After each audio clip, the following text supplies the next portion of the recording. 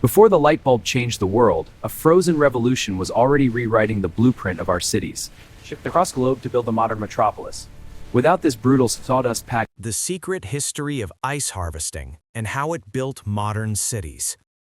Long before electricity hummed through city streets and before refrigerators stood quietly in kitchens, ice was not a simple convenience, it was a rare treasure. In the early centuries of modern civilization, keeping food fresh was a constant struggle. Meat spoiled quickly, milk soured within hours, and fish caught at dawn could become dangerous to eat by afternoon. The how did a seasons block of ice controlled from a rural survival, pond survive and a journey winter to the was both sweltering feared tropics without and melting? welcomed It sounds because like it brought magic, the but it was one actually a cutthroat resource that global could industry that preserve turned a life seasonal luxury longer rewired than human nature survival normally forever. allowed. In ancient times, people learned to respect winter in a way modern society rarely considers. The freezing months were not only harsh and dangerous, but also filled with opportunity. Rivers froze solid, lakes turned into thick sheets of crystal, and the world itself seemed to become a warehouse of preservation. Communities that understood how to capture and store winter's cold gained a powerful advantage over those who did not. Thousands of years ago, in places like Persia, builders created underground chambers designed specifically to store ice and snow gathered during winter. These structures, sometimes built with thick mud walls and domed roofs, kept ice frozen deep into the summer You probably months. think modern air Inside conditioning and these cold refrigeration chambers, started with people electricity, stored but you're food and decades chilled off. drinks Long in a before the time when grid, a such massive army luxury of seemed laborers was almost exhuming frozen magical. crust to our first chilled Travelers city. arriving from warmer lands were astonished to find cold water served during the hottest days of the year. Across Asia, similar methods appeared. In northern regions of China, ice storage became an organized practice. Historical records describe workers cutting ice from frozen lakes and carefully transporting it to storage pits lined with straw and earth. The ice was reserved for royalty, high officials, and special ceremonies. In many cultures, chilled beverages were symbols of power and wealth, proving that whoever controlled ice controlled comfort. Meanwhile, in ancient Europe, winter storage practices were simpler but still effective. Villagers dug deep pits into the earth and packed them with snow and ice. These pits were insulated with layers of hay, leaves, and soil.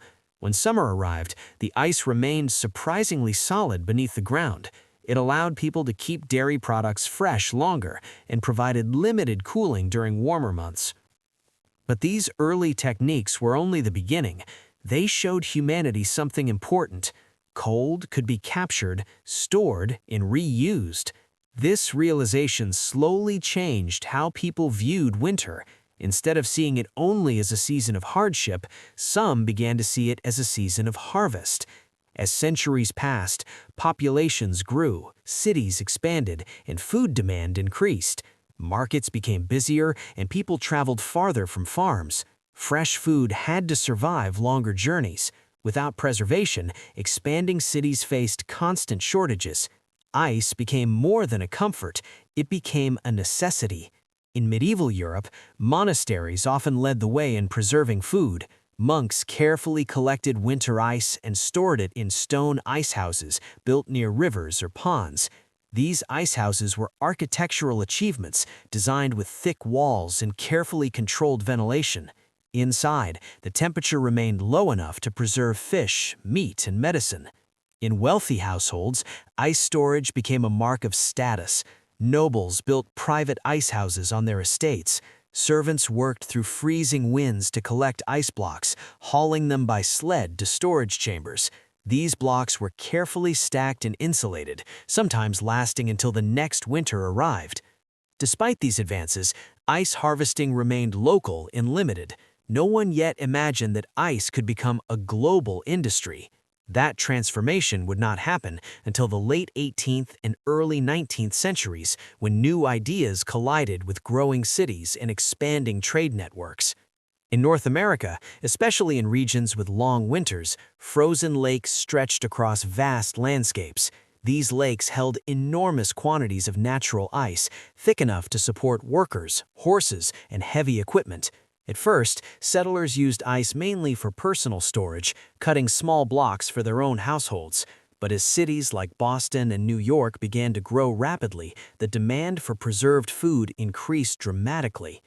Urban populations created a new problem. City dwellers did not have access to natural ice sources nearby. They relied on suppliers to bring ice into crowded neighborhoods.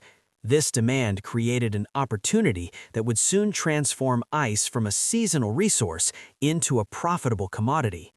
The turning point came when entrepreneurs realized that ice could be harvested in large quantities and transported long distances. This idea seemed impossible at first. Ice melted quickly, and transporting it required speed, insulation, and careful planning. Yet the potential rewards were enormous. If ice could reach cities reliably, it would allow restaurants, markets, and households to keep food fresh longer than ever before. This early stage of organized ice harvesting marked the beginning of something much larger than anyone expected. It was not just about preserving meat or cooling drinks, it was about shaping the future of urban living. As winter returned year after year, workers began to refine their techniques. They experimented with tools, cutting patterns, and storage designs. What once had been a simple seasonal chore slowly transformed into a structured labor system. Entire teams of workers gathered on frozen lakes, preparing to cut enormous blocks of ice in precise rows. The frozen landscape became a workplace. Horses pulled heavy sleds across shining surfaces. Workers measured ice thickness carefully, and storage facilities grew larger with each passing season. What had once been a local tradition was becoming an industry. Cities were watching, even if they didn't fully understand what was happening yet. The ability to store ice in large quantities meant fresh fish could travel farther inland, milk could last longer before spoiling, medical treatments that required cooling became more reliable. Urban life, once tightly bound to the limitations of nature, began to loosen its grip on seasonal constraints. The first real ice trade networks had not yet formed, but the foundation was being laid. Winter was no longer just endured, it was harvested. In the years ahead, inventors, businessmen, and laborers would push this simple idea further than anyone imagined. They would carve frozen lakes into neat grids, build massive storage houses along city docks, and eventually ship ice across oceans to distant lands. What began as a quiet winter activity would soon become one of the most surprising industries in human history, laying the groundwork for modern refrigeration and helping cities grow faster than ever before. The man who turned frozen lakes into fortune. By the early 19th century, the idea of harvesting ice had already existed for generations, but it remained scattered and small-scale.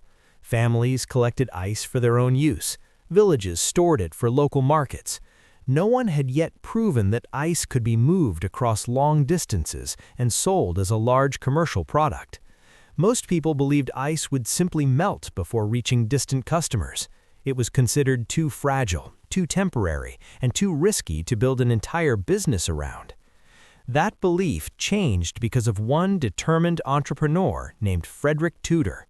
Born in 1783 in Boston, Tudor grew up in a wealthy family that owned land near frozen lakes. During his youth, he noticed something unusual. Every winter, massive amounts of ice formed naturally across the lakes surrounding New England. By spring, that ice melted and disappeared without being used. It seemed like wasted wealth waiting to be claimed. Tudor began to imagine something most people considered foolish. He wondered whether ice from cold northern lakes could be shipped to tropical climates, where people rarely experienced freezing temperatures. In places with year-round heat, cold drinks and preserved foods were nearly impossible to maintain. If ice could reach those markets before melting, it would be incredibly valuable. At first, his idea sounded ridiculous. Friends and neighbors laughed at the concept of shipping frozen water to tropical regions. They believed the ice would melt long before arriving at its destination. Investors refused to support the plan, considering it a financial disaster waiting to happen. Yet Tudor refused to abandon the vision. He believed that careful planning and improved storage could overcome the challenges of distance and heat.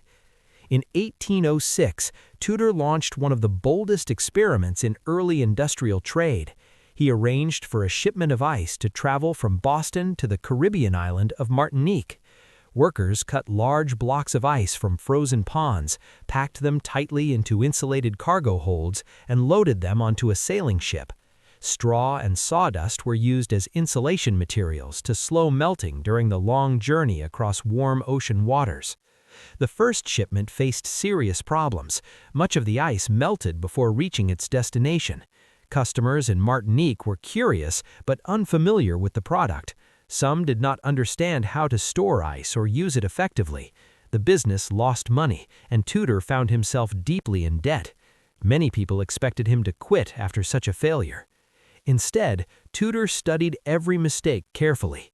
He improved packing methods, increased insulation thickness, and redesigned storage containers. He realized that sawdust, often considered waste from lumber mills, worked remarkably well at keeping ice cold. Packed tightly around ice blocks, it slowed melting dramatically and allowed ice to survive longer journeys. Over the next several years, Tudor continued experimenting with shipments. Each attempt became slightly more successful than the last. Slowly, customers in warmer regions began to appreciate the value of ice. Hotels and wealthy households discovered that chilled drinks were not just refreshing, but impressive to guests.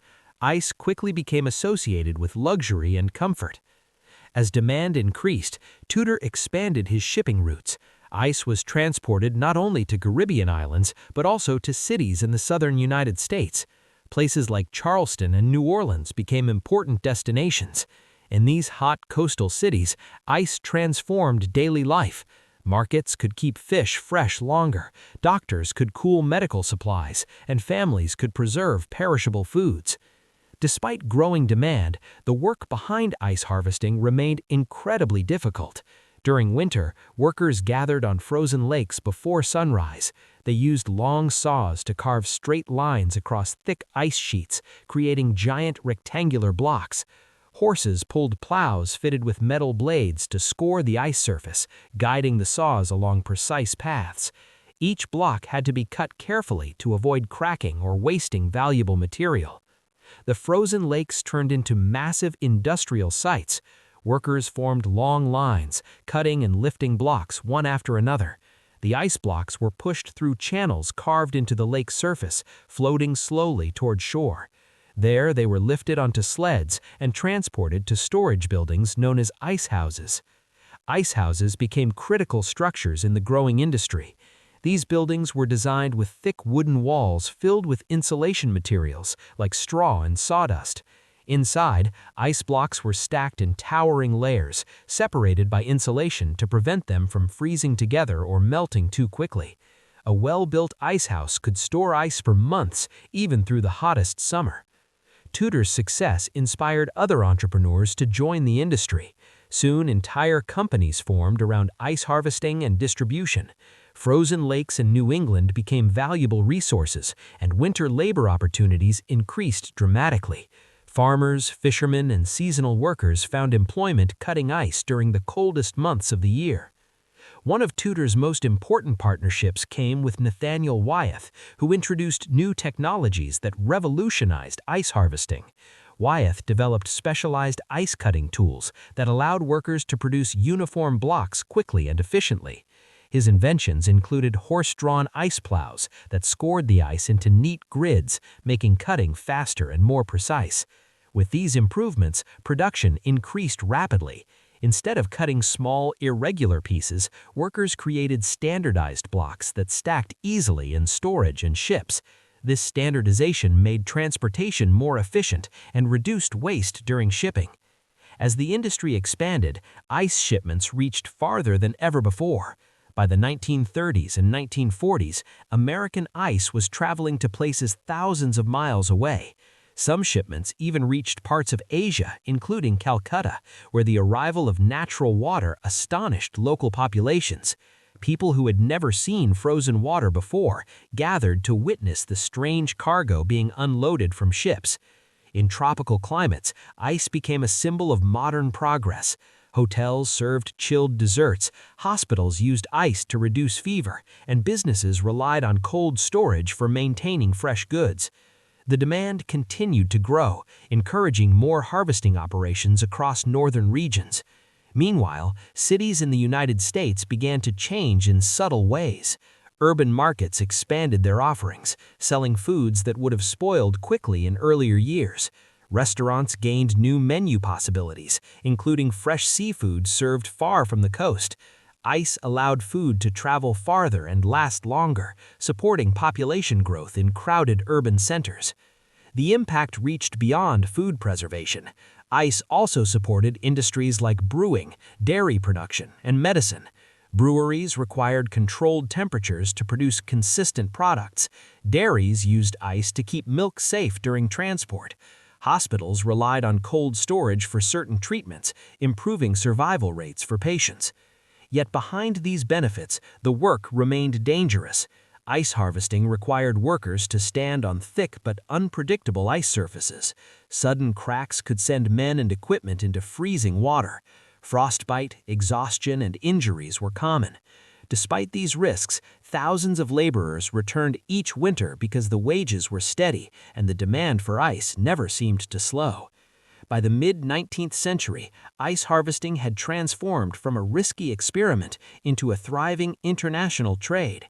Frozen lakes became sources of wealth, shipping routes became more reliable, and cities became dependent on steady deliveries of ice. What began as one man's risky dream had grown into a powerful industry shaping daily life across continents. Yet even as the trade expanded, new challenges began to appear. Pollution in growing cities threatened the purity of natural ice. Transportation networks struggled to keep up with increasing demand, and inventors were beginning to explore a radical new idea: creating ice without winter. The rise of the great icehouses and the frozen infrastructure of cities. As the ice trade expanded through the early and mid-19th century, something remarkable began to appear along the edges of growing cities. Massive wooden buildings rose near docks, rivers, and rail lines. From the outside, they looked like warehouses, but inside they held one of the most valuable resources of the age. These structures were known as icehouses, and they became the hidden backbone of modern urban life. By the 1830s and 1840s, cities such as Boston, New York City, and Philadelphia depended heavily on stored ice. Without these towering storage facilities, the ice industry could not have supported the fast-growing populations filling crowded neighborhoods. Icehouses allowed winter's harvest to survive well into summer, transforming seasonal cold into a year-round commodity. These early icehouses were engineering marvels for their time. Builders understood that ice melted slowly when protected from heat and air movement. Thick wooden walls were filled with insulating materials like sawdust, straw, and sometimes cork. Floors were raised slightly to allow melted water to drain away, preventing heat from building up inside. Roofs were often steep to shed snow and rain, while small ventilation openings allowed careful temperature control. Inside, the atmosphere felt strangely quiet and cold, even on the hottest summer day. Workers stacked enormous blocks of ice into tall walls, sometimes reaching several stories high. Each block was separated by layers of insulation, preventing them from freezing together into a single mass. The stacking had to be precise. Poor arrangement could cause shifting, cracking, or unnecessary melting, resulting in heavy financial losses. In busy port cities, icehouses were often located close to shipping docks. Ships arriving from frozen northern lakes unloaded their cargo directly into these storage buildings. From there, ice was distributed across the city through wagons and carts. Every neighborhood eventually developed a system for receiving ice deliveries, and entire routes were mapped to ensure steady supply. As the demand for ice increased, the size of these storage buildings grew dramatically. Some icehouses became among the largest wooden structures ever built in North America. A single facility could store thousands of tons of ice harvested during winter months. This allowed cities to survive long, hot summers without losing access to fresh food. In places like New York City, waterfront areas became crowded with ice storage facilities. The skyline of the harbor changed as tall icehouses lined the docks. These structures created a new type of urban infrastructure that most citizens rarely noticed but depended on daily. Without icehouses, restaurants would lose ingredients, markets would struggle to sell fresh goods, and hospitals would face dangerous shortages. One of the most fascinating aspects of the icehouse system was how efficiently it preserved frozen cargo. When packed correctly, ice harvested in January could last until September or even October. Some well-designed icehouses managed to keep small quantities frozen until the following winter, allowing operators to maintain steady supply throughout the year. Beyond the cities, large harvesting regions developed around major frozen lakes and rivers. Workers carefully selected locations with thick, clear ice that could be cut into strong blocks. Ice quality mattered greatly. Clear ice melted slowly and contained fewer impurities, making it more valuable for customers. Cloudy or dirty ice was considered lower quality and sold at reduced prices. Frozen lakes became organized work zones during winter. Workers marked grid patterns across the ice surface, dividing it into thousands of uniform rectangles. Teams moved in coordinated patterns, cutting block after block with long saws. Horses pulled sleds loaded with freshly cut ice, hauling them toward shore storage ramps. These operations resembled factories built on frozen water. At peak harvest times, hundreds of workers labored together across a single lake. The sound of saw blades scraping ice echoed across the frozen landscape, creating a rhythm that signaled the arrival of industrial winter labor. Railroads soon became an essential partner in the growing ice trade. As rail networks expanded across the United States, transporting heavy materials became faster and more reliable. Ice companies built rail connections directly to harvesting areas, allowing frozen cargo to move inland toward distant cities. This development transformed regions far from lakes into ice consumers. Inland cities such as Chicago experienced rapid population growth during the 19th century. Their distance from natural ice sources could have limited development, but rail transport solved that problem. Ice traveled across hundreds of miles, arriving fresh enough to support urban markets. Icehouses began appearing along rail lines, serving as distribution centers for smaller towns.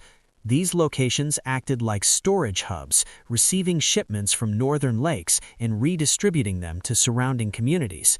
The system resembled modern supply chains, with storage, transportation, and delivery working together to maintain constant availability. As cities grew larger, ice delivery became part of everyday life. Families depended on regular shipments to keep food fresh. Early refrigerators, known as ice boxes, became common household items. These wooden cabinets contained compartments for storing ice at the top, allowing cold air to circulate downward and preserve stored food. Ice delivery wagons became familiar sights on city streets. Drivers traveled predictable routes, stopping at homes and businesses throughout the day. They carried heavy blocks using iron tongs, balancing them carefully while climbing narrow staircases. Children often waited eagerly for deliveries, hoping to receive small ice chips that broke off during handling. In markets, ice changed how food was displayed and sold. Fish, meat, and dairy products were arranged on beds of crushed ice, allowing customers to see fresh goods without fear of spoilage. This simple innovation improved public health by reducing the spread of foodborne illnesses that had previously been common in crowded cities. Hospitals also relied heavily on stored ice. Doctors used it to cool patients suffering from high fevers and to preserve medicines that required lower temperatures. During surgeries, ice sometimes helped control swelling and reduce pain. These medical uses gave ice an importance far beyond comfort or convenience. But the growth of urban ice infrastructure introduced new problems. As cities expanded, pollution increased. Rivers and lakes near industrial areas became contaminated with waste from factories and households. Ice harvested from polluted water posed serious health risks. Customers began to question the safety of the frozen blocks delivered to their homes. In response, ice companies moved harvesting operations farther from crowded cities, seeking cleaner water sources. Remote lakes and mountain reservoirs became valuable assets because of their purity. Transportation networks allowed ice from distant locations to reach urban markets without significant loss. At the same time, engineers began experimenting with mechanical methods of creating ice artificially. These early machines were unreliable and expensive, but they introduced a new possibility. If ice could be produced without relying on winter weather, cities might escape the seasonal limits that had defined the industry for centuries. Despite these early experiments, natural ice harvesting remained dominant during the mid-19th century. The scale of operations continued to increase, and new harvesting regions opened across northern territories. Some companies even began exporting ice internationally, shipping frozen cargo to regions where natural ice never formed. This expanding network of icehouses, railroads, and shipping routes created something larger than a simple industry. It formed an invisible system that allowed cities to function more efficiently than ever before. Fresh food, medical supplies, and industrial products moved through urban environments with greater reliability, supporting population growth and economic development. The transformation was so gradual that many citizens barely noticed how deeply ice had shaped their daily lives. Yet beneath the surface of every market, hospital, and restaurant stood a silent dependence on frozen storage. Life and labor on the frozen lakes. While cities thrived on ice, the true backbone of the industry lay far from urban streets, on frozen lakes and rivers that stretched for miles across northern landscapes. Winter transformed these bodies of water into vast industrial zones, where thousands of workers faced brutal conditions to harvest the essential commodity that fueled modern life. Ice harvesting was physically grueling. Workers woke before dawn, often in temperatures well below zero. Their first task was to inspect the ice for thickness and quality. Not every part of a frozen lake was suitable. Thin or cracked ice could be fatal. Horses, sleds, and equipment added extra weight, so safety was a constant concern. Experienced crews knew how to identify safe areas and avoid hidden dangers beneath snow-covered surfaces. Once a safe area was chosen, the ice was marked into neat rectangles using long metal blades. Teams coordinated in precise formations, cutting one block after another. Sawing through thick ice required immense strength and endurance. Each block, sometimes weighing hundreds of pounds, had to be separated cleanly, lifted, and floated along channels carved into the ice. Horses often pulled plows to score straight lines, creating a grid pattern that allowed sawyers to work systematically. Despite the routine, accidents were frequent. Men slipped on slick surfaces, ice cracked unexpectedly, and hypothermia was a constant threat. Workers often wore multiple layers of wool and leather, but even the warmest clothing offered limited protection against icy winds and sub-zero water. Frostbite and exhaustion were common, and only the most skilled crews could maintain high productivity throughout the long winter months. The work was not just laborious, it was highly organized. Ice harvesting companies developed hierarchies similar to factory management. Supervisors oversaw teams, ensuring blocks were cut to consistent sizes and the channels for moving ice remained clear. Experienced blockmen handled the heaviest pieces, while apprentices learned essential skills, from cutting straight lines to stacking blocks for transportation. After cutting, ice blocks were guided toward shore using a combination of sleds, horses, and wooden channels called slideways. Workers used long poles to maneuver each block carefully, ensuring it did not crack or break. Once on land, the ice was quickly moved to nearby storage sheds or icehouses. Speed was essential. Even in the coldest months, improper handling could lead to unnecessary melting, reducing profits for the company. Some ice harvesting operations resembled small towns of their own. Temporary camps sprang up along the lakes, with workers living in huts near the ice. These camps included stoves for warmth, storage areas for tools, and areas to rest between shifts. The smell of sawdust, wet wool, and freezing water permeated the air. Despite harsh conditions, camaraderie developed among workers who relied on each other for both efficiency and survival. Children and teenagers sometimes assisted with smaller tasks, like carrying insulation materials or helping to stack ice blocks. Though labor laws were minimal at the time, these younger workers played a critical role in the seasonal workforce, gaining skills that could lead to full-time employment in the trade. Winter storms could halt work entirely. Heavy snow, blizzards, or sudden temperature fluctuations created dangerous conditions. Yet ice companies planned meticulously for these interruptions, often cutting extra ice during calm periods to ensure supply would last through unpredictable weather. The human cost of this labor was high. Workers suffered injuries, frostbite, and exhaustion, but their efforts were essential. Without them, cities could not enjoy year-round access to fresh food, cold beverages, or medical preservation.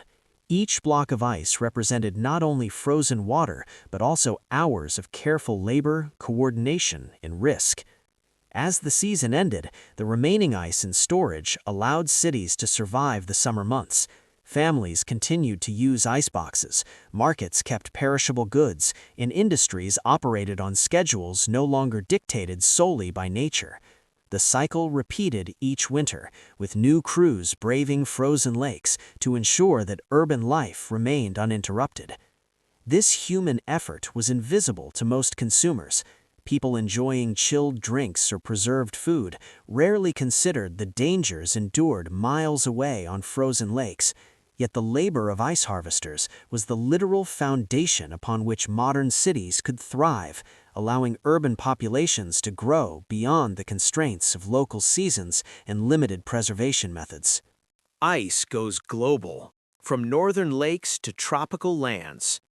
By the mid-19th century, ice was no longer just a local commodity. Entrepreneurs like Frederick Tudor had shown that ice could survive long journeys when packed carefully in sawdust and transported efficiently.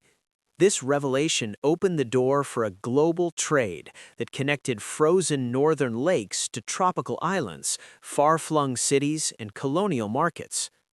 The first major international shipments were sent from New England to the Caribbean. Islands such as Havana, Kingston, and Martinique had wealthy residents and colonial officials who were eager for chilled beverages, fresh fish, and preserved food. Ice, once a luxury only accessible to the elite in northern cities, became a symbol of status and sophistication in the tropics. Shipping ice overseas was a high-risk endeavor. Even a small miscalculation in packing or a delay at sea could ruin the cargo. Yet, with careful insulation and sturdy wooden crates, shipments often arrived with only partial loss. Sawdust proved invaluable, filling every gap between blocks and slowing melting despite tropical heat. Captains learned to protect ice below decks, minimizing exposure to sun and warm air. Beyond the Caribbean, ice began reaching cities in India, Southeast Asia, and even parts of Europe where demand for cold storage and beverages was growing. In Calcutta, ice was so rare that residents gathered to watch it being unloaded, fascinated by its coldness in a city where the sun was relentless. Hotels, hospitals, and wealthy homes competed for the shipments, driving prices high. Ice became a sign of modernity, wealth, and global connection. The growth of international ice trade also transformed northern economies. New England towns that produced ice gained newfound wealth. Fishermen, farmers, and seasonal laborers benefited from employment in harvesting, transporting, and packing ice. Local sawmills supplied sawdust for insulation, carpenters built icehouses, and shipping companies expanded routes to handle the new cargo. Entire regional economies adapted to support this seasonal but lucrative trade. At the same time, the ice trade had cultural consequences. In tropical colonies, ice introduced new lifestyles. Cocktails, ice desserts, and chilled drinks became fashionable in elite circles. Hotels and resorts advertised cold refreshments as a luxury that symbolized both sophistication and the reach of modern industry. Social gatherings revolved around these novelties, and ice became intertwined with notions of refinement and comfort. Despite its success, the trade faced logistical challenges. Tropical climates accelerated melting, limiting profit margins. Storms at sea could destroy shipments, and political conflicts occasionally disrupted shipping routes. Companies had to constantly innovate in packing methods, storage techniques, and scheduling to ensure that ice arrived intact. Railroads within northern countries also played a role in supporting international trade. Ice transported from lakes to coastal ports relied on trains for efficiency, reducing transit time and increasing survival rates during long voyages.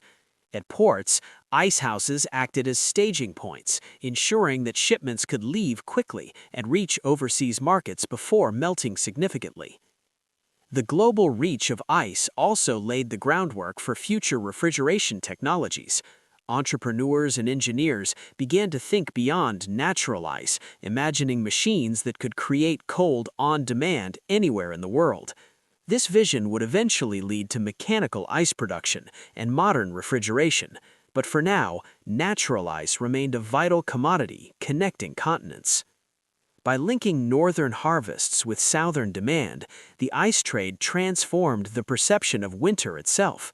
Cold was no longer confined to the north. It could be packaged, transported, and experienced in distant lands. The natural rhythm of the seasons was bypassed, allowing tropical elites in growing cities to enjoy the benefits of frozen water year-round. This global expansion also foreshadowed industrialization in other sectors.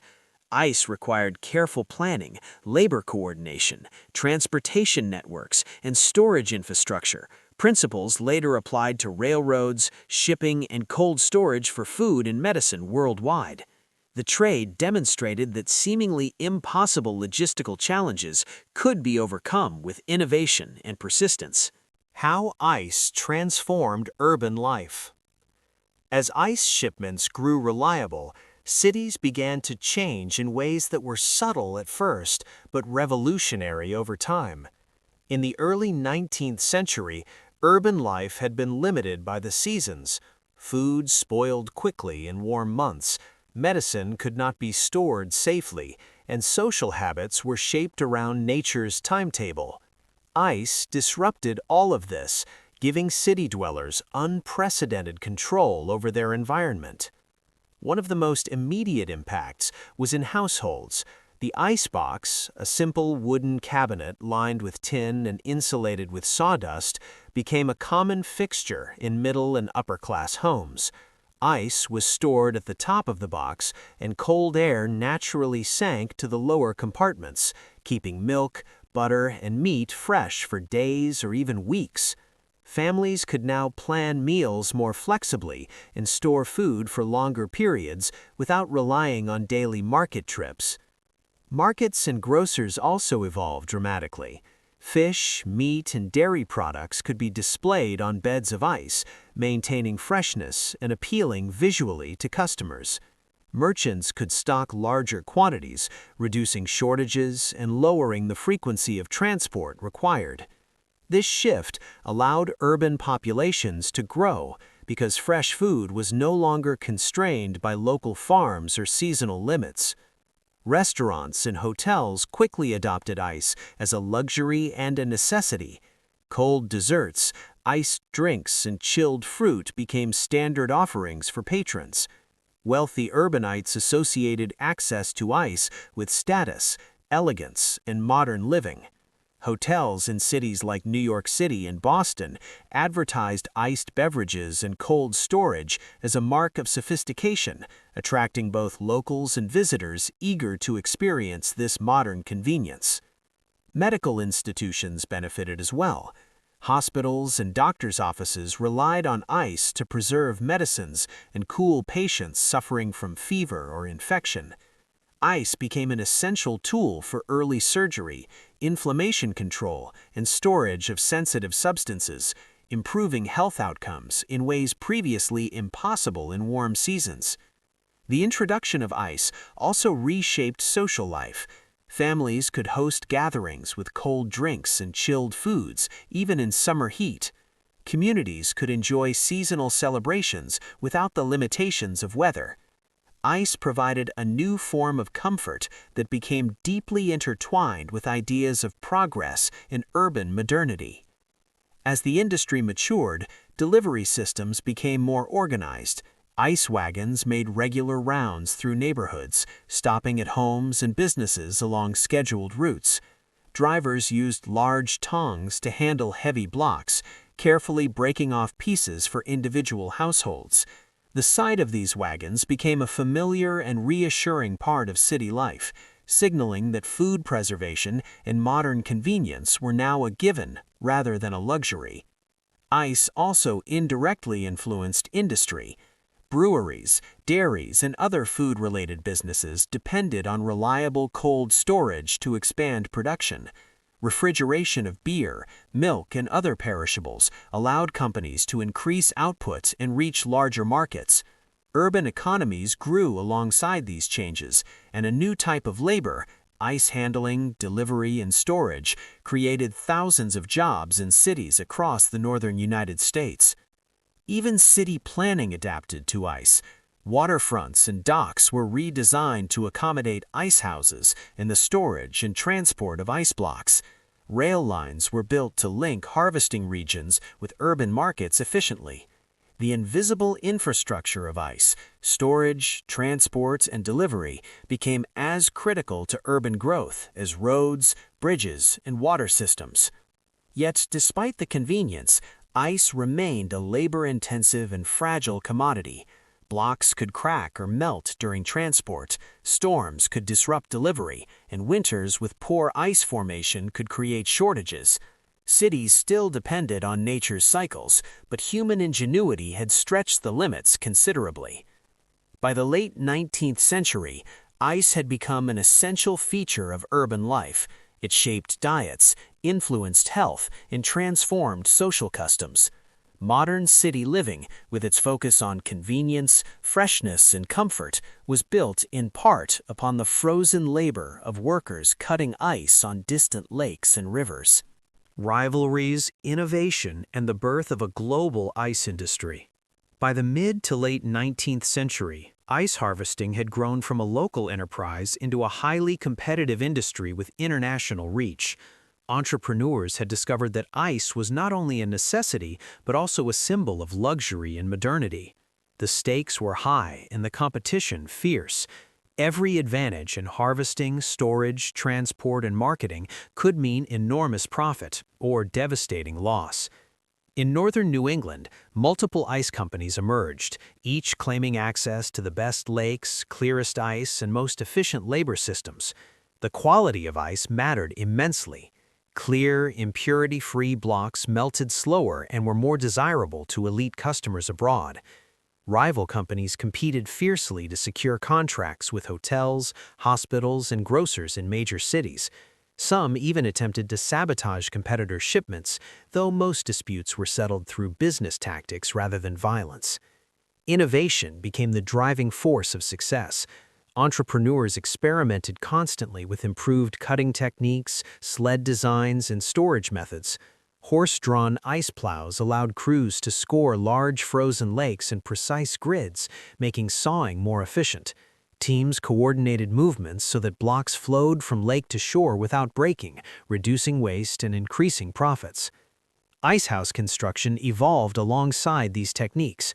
Early icehouses had been simple wooden buildings, but larger operations demanded more sophisticated designs. Thick walls filled with sawdust or straw, raised floors to drain meltwater, and careful ventilation became standard. Some companies even built icehouses near rail terminals or ports to minimize handling and maximize preservation. Marketing played a crucial role.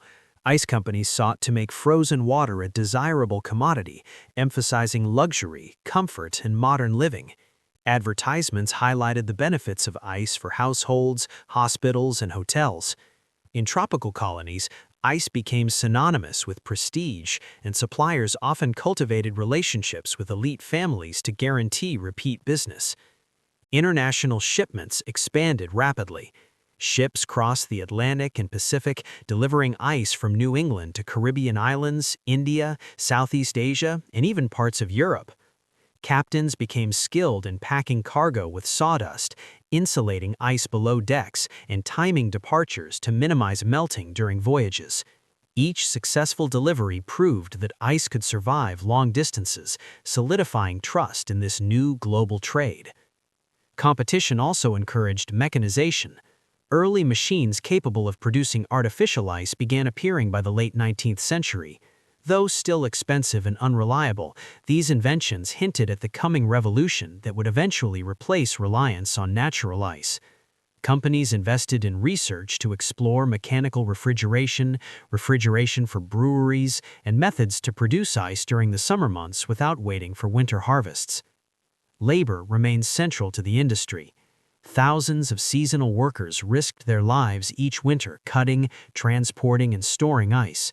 Accidents, hypothermia, and exhaustion were common, yet these laborers were essential to feeding the growing urban and international demand. Entire communities adapted to the seasonal rhythm, treating ice harvesting as a critical economic activity that supported families and regional prosperity. The combination of rivalries, innovation, and global trade established ice as an indispensable commodity. It shaped urban development, supported new social customs, and laid the foundation for modern refrigeration. Cities and countries that embraced the ice trade grew faster, more efficiently, and with greater comfort than those without access to this frozen resource. Yet even at the height of the natural ice trade, challenges loomed.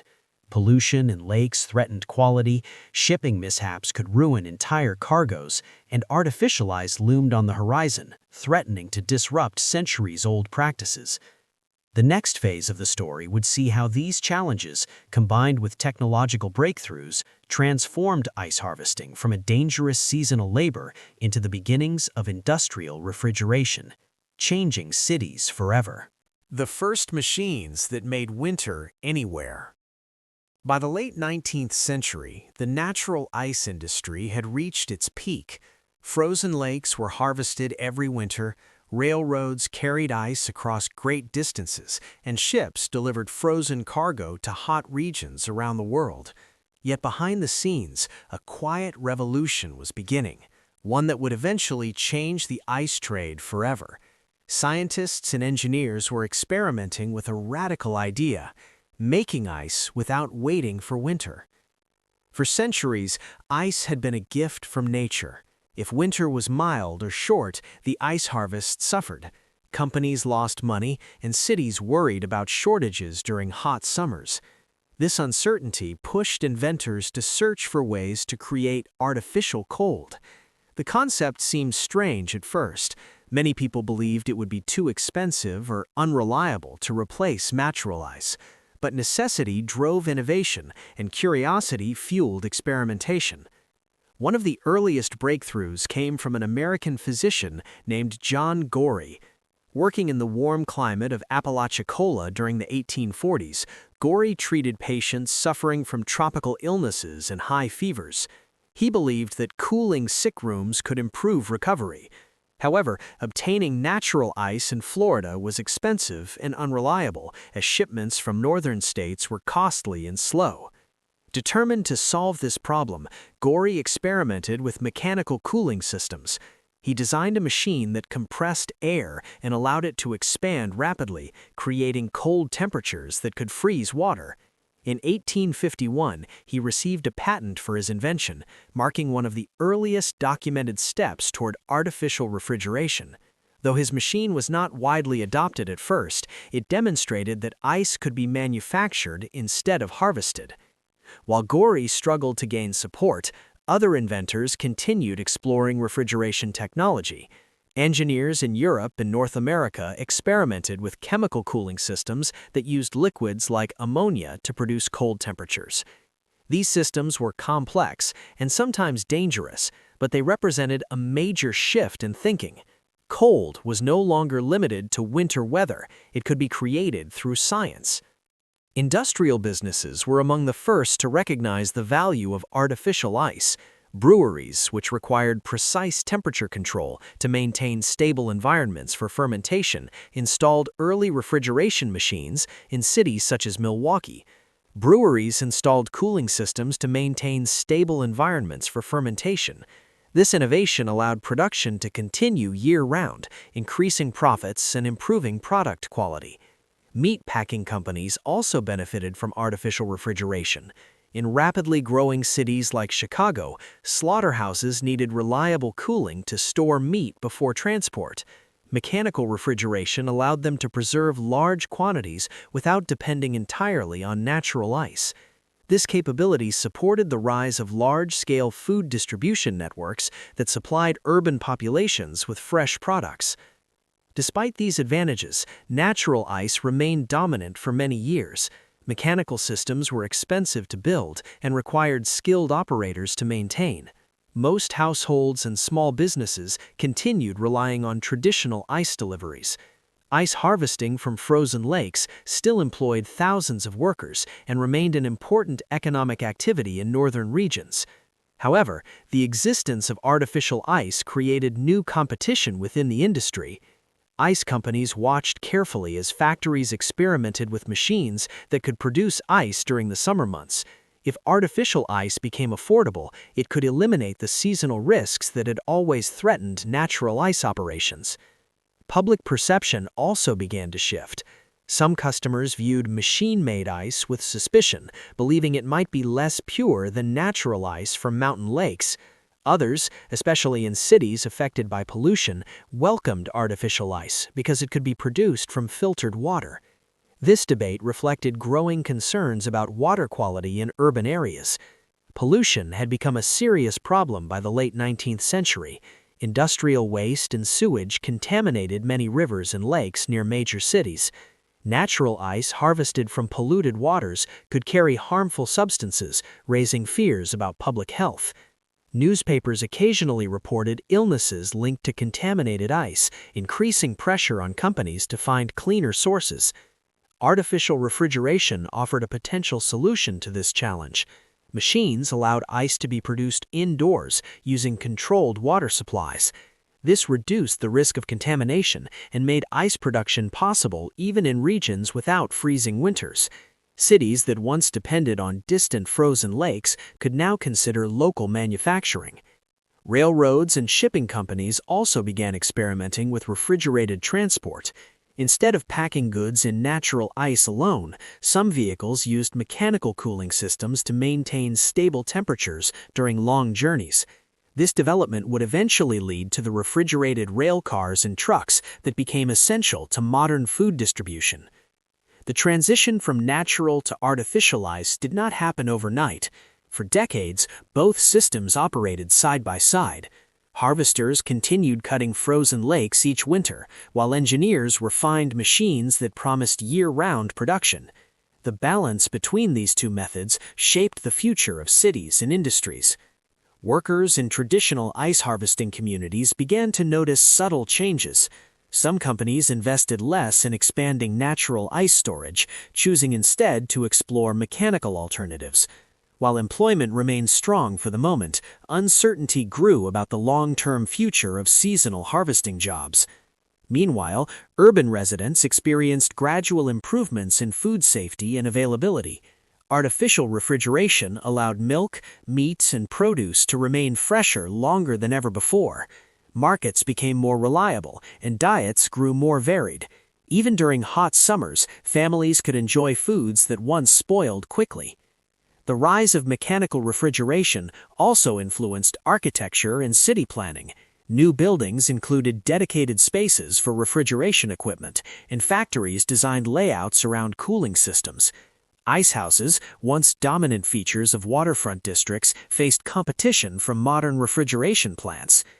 What had started as an experimental idea in a physician's workshop was becoming a technological revolution with global consequences.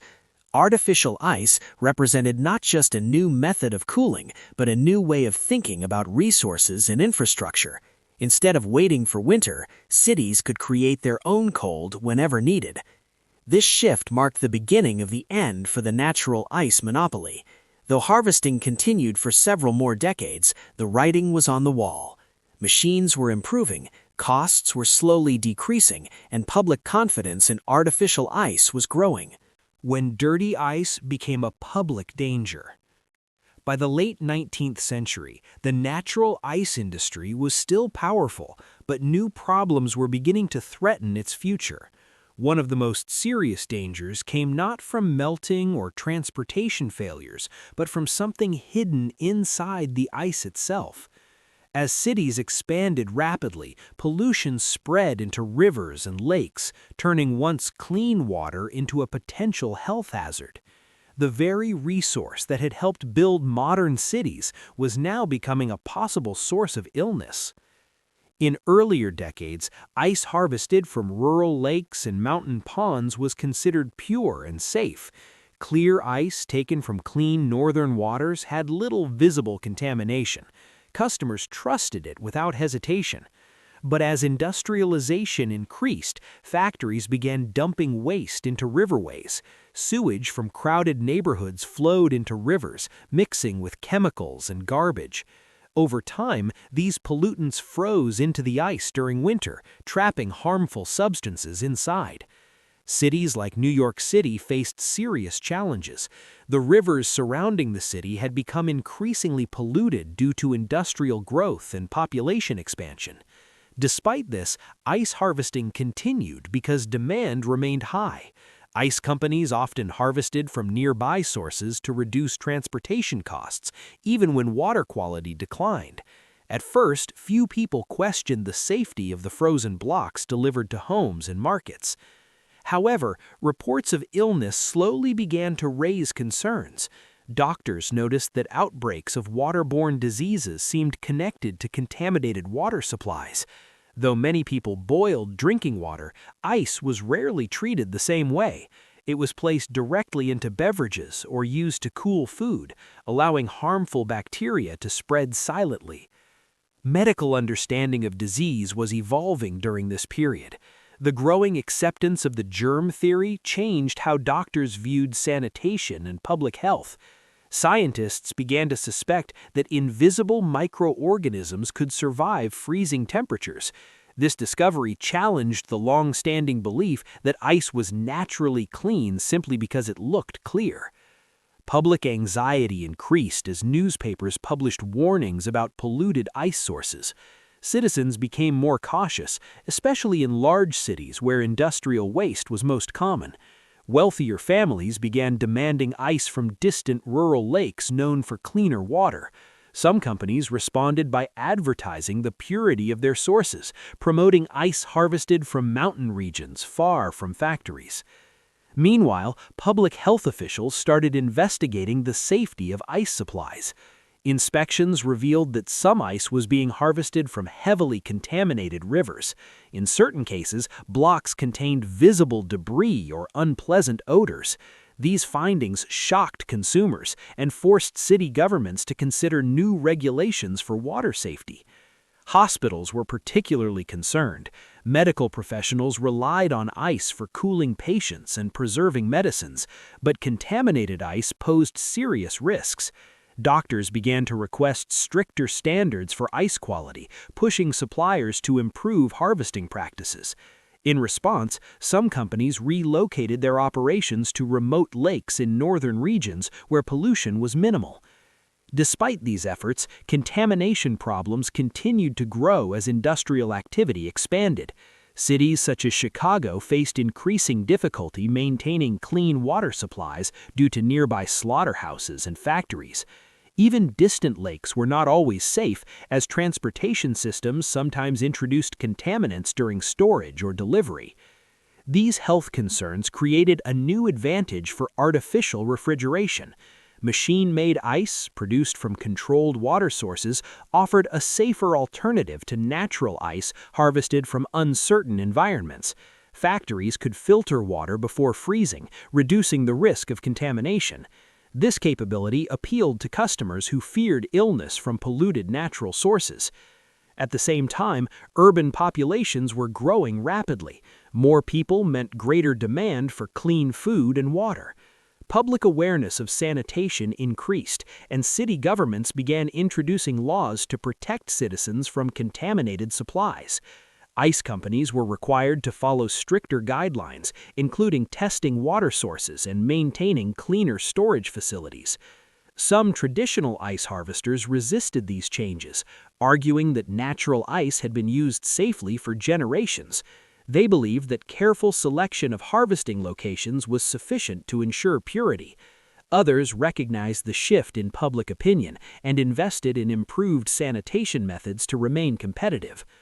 The decline of trust in natural ice was gradual but steady.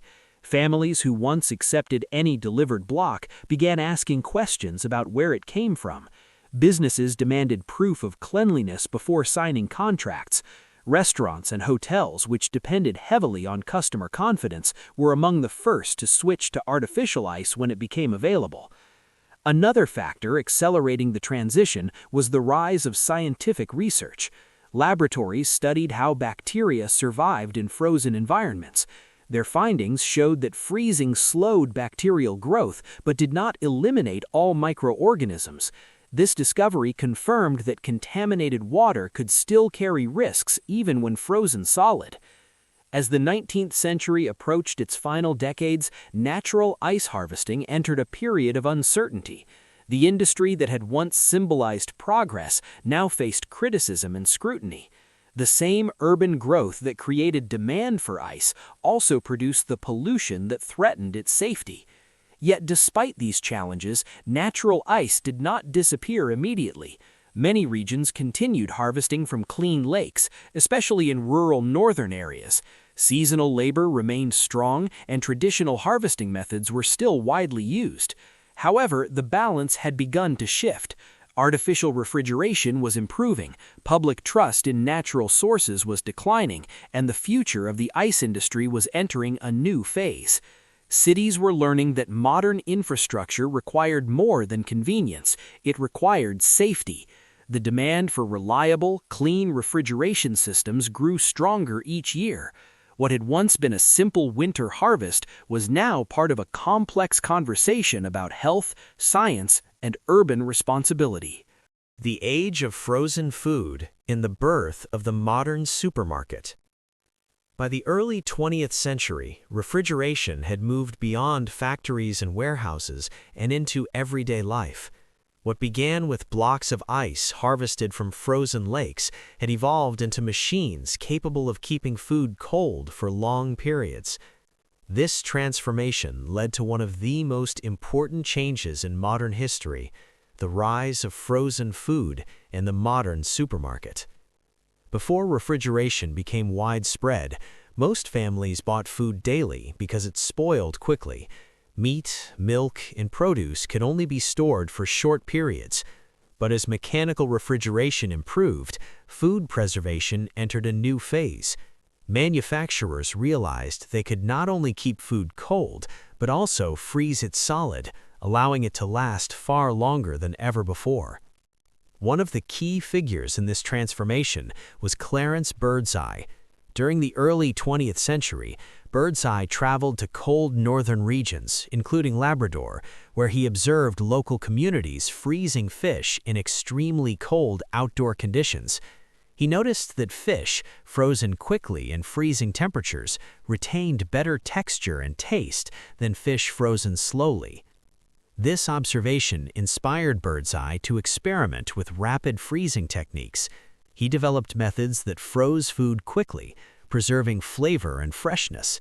In the 1920s, he introduced commercially frozen food products, which were later sold under the brand Birdseye. This innovation marked the beginning of the frozen food industry as we know it today. Frozen foods changed how people shopped and cooked. Instead of buying only fresh ingredients, families could purchase frozen vegetables, meats, and prepared meals that lasted for weeks or months. This shift allowed households to reduce food waste and save time on daily shopping trips. At the same time, grocery stores were transforming into larger, more organized spaces. Early markets had been small and crowded, with limited storage capacity. But refrigeration allowed stores to keep large inventories of perishable goods. This led to the creation of supermarkets, large stores designed to offer a wide variety of products under one roof. Cities such as New York City and Chicago became early centers of supermarket development. These stores used refrigerated display cases to keep meat, dairy, and frozen products fresh and visible to customers. Shoppers could browse at their own pace, selecting items from shelves and refrigerated units instead of relying on clerks to retrieve goods. Frozen foods also supported changing lifestyles. As cities grew and more people worked outside the home, convenience became increasingly important. Frozen meals offered quick preparation times, reducing the need for long cooking sessions. This allowed families to balance busy schedules while still enjoying a variety of foods. Restaurants and food industries benefited as well. Frozen ingredients could be stored in large quantities and used when needed, improving efficiency and reducing waste. Food distribution networks expanded, delivering frozen goods across regions and even between countries. Transportation systems adapted to support this growing demand. Refrigerated trucks replaced horse-drawn wagons, carrying frozen goods along highways. Cold storage facilities were built near major transportation hubs, ensuring that products remained frozen throughout their journey. This system became known as the cold chain, a continuous network that maintained low temperatures from production to consumption. The impact on agriculture was significant. Farmers gained access to larger markets because their products could be preserved and transported over long distances. Crops grown in one region could be sold in another without losing quality. This encouraged specialization, with certain areas focusing on specific products that could be shipped worldwide. Food culture changed dramatically during this period. New recipes emerged that relied on frozen ingredients. Seasonal limitations became less important, allowing people to enjoy fruits and vegetables year-round. Diets became more diverse, and global cuisines became more accessible. Even urban design reflected these changes. Supermarkets required large buildings, parking areas, and reliable power supplies for refrigeration systems. City planners incorporated these needs into commercial districts, ensuring that communities had access to modern food storage and distribution facilities. Despite all these advancements, the memory of natural ice harvesting remained part of cultural history. Many older residents remembered the days when ice wagons delivered frozen blocks to their homes. Some communities preserved old icehouses as reminders of the industry that had once sustained them. By the mid-20th century, refrigeration technology had reached most parts of the industrialized world. Homes, stores, and factories relied on mechanical cooling systems that operated continuously. The frozen lake harvesters of the past had unknowingly paved the way for this global transformation. What started as a seasonal effort to preserve winter ice had grown into a worldwide network supporting modern life. The ability to freeze food safely and store it for long periods changed not only how people ate, but also how cities functioned. The Secret History of Ice Harvesting and How It Built Modern Cities. Part 13. The Age of Frozen Food and the Birth of the Modern Supermarket. By the early 20th century, refrigeration had moved beyond factories and warehouses and into everyday life. What began with blocks of ice harvested from frozen lakes had evolved into machines capable of keeping food cold for long periods. This transformation led to one of the most important changes in modern history, the rise of frozen food in the modern supermarket. Before refrigeration became widespread, most families bought food daily because it spoiled quickly. Meat, milk, and produce could only be stored for short periods. But as mechanical refrigeration improved, food preservation entered a new phase. Manufacturers realized they could not only keep food cold, but also freeze it solid, allowing it to last far longer than ever before. One of the key figures in this transformation was Clarence Birdseye. During the early 20th century, Birdseye traveled to cold northern regions, including Labrador, where he observed local communities freezing fish in extremely cold outdoor conditions. He noticed that fish frozen quickly in freezing temperatures retained better texture and taste than fish frozen slowly. This observation inspired Birdseye to experiment with rapid freezing techniques. He developed methods that froze food quickly, preserving flavor and freshness. In the 1920s, he introduced commercially frozen food products, which were later sold under the brand Birdseye. This innovation marked the beginning of the frozen food industry as we know it today. Frozen foods changed how people shopped and cooked. Instead of buying only fresh ingredients, families could purchase frozen vegetables, meats, and prepared meals that lasted for weeks or months. This shift allowed households to reduce food waste and save time on daily shopping trips. At the same time, grocery stores were transforming into larger, more organized spaces.